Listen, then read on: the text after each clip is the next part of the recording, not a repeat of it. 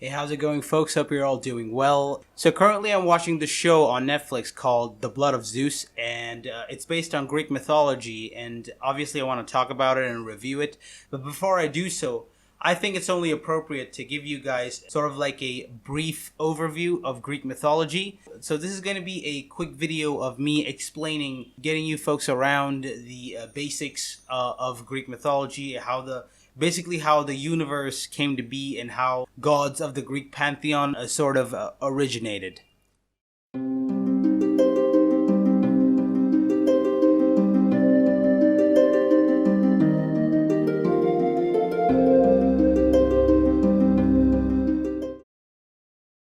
So in the beginning, only chaos existed.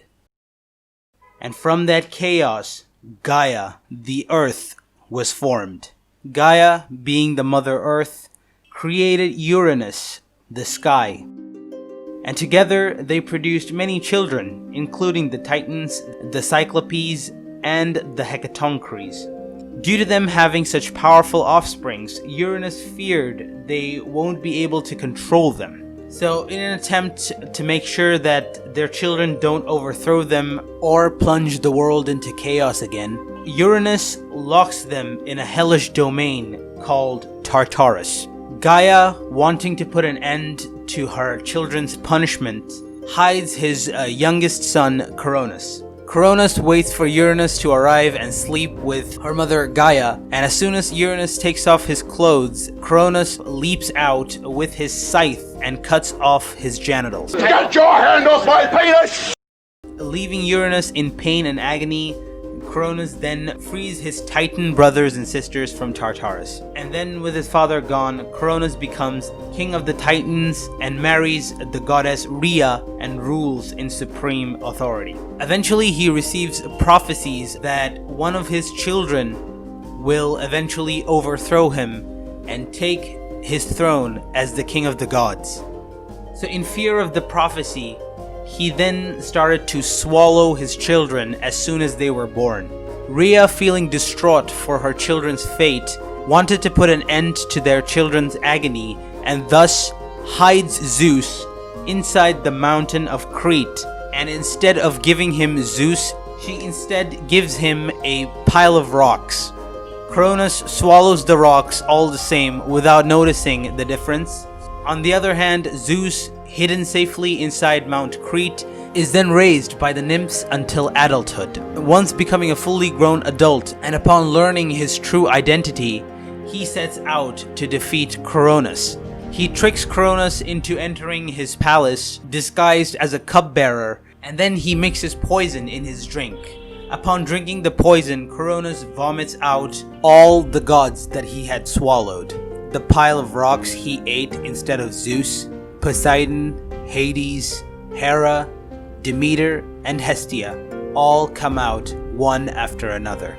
Zeus then takes his brothers and sisters and goes to Tartarus and frees the giants under one condition. The giants must help the gods overthrow the Titans. In return, the gods will grant them freedom. So upon agreeing to the conditions, the giants were freed. 3 of the Cyclopes then created the lightning bolt for Zeus, the trident for Poseidon, and the helmet of darkness for Hades. Zeus, along with his brothers and sisters and the giants at his side, go into battle against Cronus and the Titans. This battle is known as the Titanomachy. So after the Battle of Titanomachy, Zeus and his brothers emerge victorious. And the Titans are then imprisoned inside Tartarus, and one of the Hecatoncres was then given the job of guarding its gates.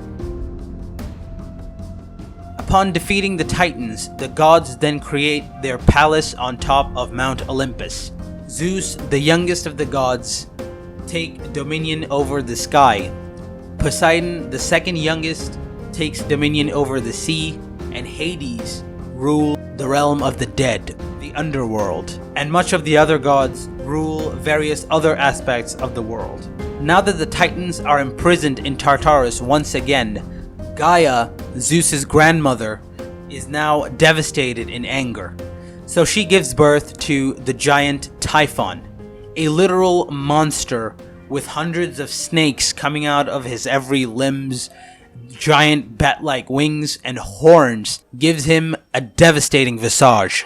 Typhon then persuades all the other giants into joining him, and with most of the other giants, assaults Mount Olympus. Terrified of Typhon and all the other giants attack, all the other gods take the forms of animals and they retreat to Egypt. Only Zeus stays behind. Zeus then battles Typhon alone and gets defeated miserably. Upon defeat, Typhon severs his tendons, completely immobilizing him. Hermes then retreats those tendons and recovers Zeus, and then Zeus rallies up all the other gods for one last assault. The war that follows is called the Gigantomachy, which is the war between the gods and the giants, and it is the battle which is shown in the first episode of The Blood of Zeus. And this time, the gods emerge victorious, and then Typhon is imprisoned in Tartarus as well, along with his Titan brothers. After which, the gods continue their rule on top of Mount Olympus.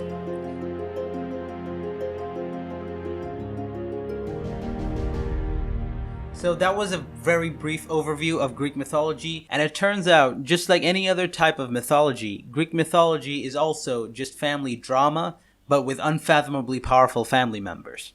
And this was my overview of Greek mythology. Before this, I've also covered Egyptian mythology on my channel, and also I've made a video about Norse mythology. So if you're interested in those, then click here and start watching. If you think about it, in my opinion, mythology is the way the people who lived in the ancient times used to describe the laws of the universe. And it is a testament of their simplistic minds as well. Because they were simple folk who surround themselves with family, they also thought that the universe itself was a family, consisting of a dad and a mom, and extramarital affairs, and of course, lots of children. An example, Demeter in Greek mythology is the goddess of agriculture and growth. One of her daughters is Persephone, the goddess of vegetation, whom she loved very much. Persephone was abducted by Hades and was taken to the underworld. Upon losing her daughter, Demeter was devastated and she frantically started looking for her beloved daughter. In her pursuit for her daughter, she started to neglect her task as the goddess of agriculture, and due to that, all growth in the world stopped.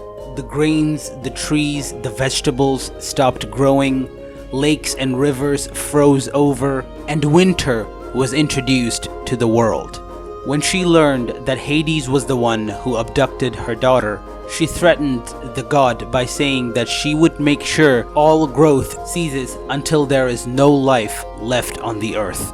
When in the underworld, Persephone got married to Hades and eventually started to get used to him. And trying to satisfy both parties, the gods came up with a decision that Persephone should spend a portion of the year with Hades and the rest of the year with Demeter. And that is where seasons came from. You see, according to the Greeks, when Persephone and Demeter are together, that's when flowers bloom and the sun shines, and summer and spring happen. But when Persephone is separated from her mother and goes to the underworld to live with Hades, that's when Demeter goes into grief, and that's when the world freezes over and winter takes place. So if you asked the ancient Greeks why the seasons changed, they wouldn't tell you, oh, the seasons change because the earth is rotating around the sun, and depending on earth's distance from the sun, the seasons change and you get summer and winter.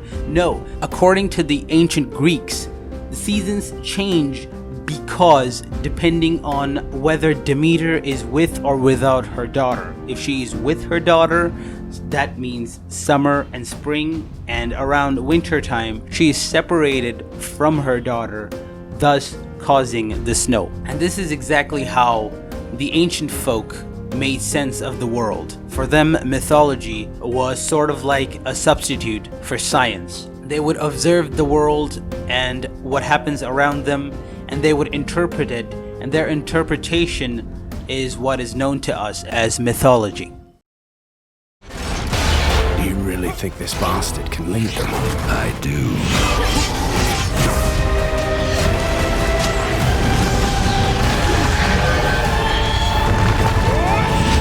Let's finish this.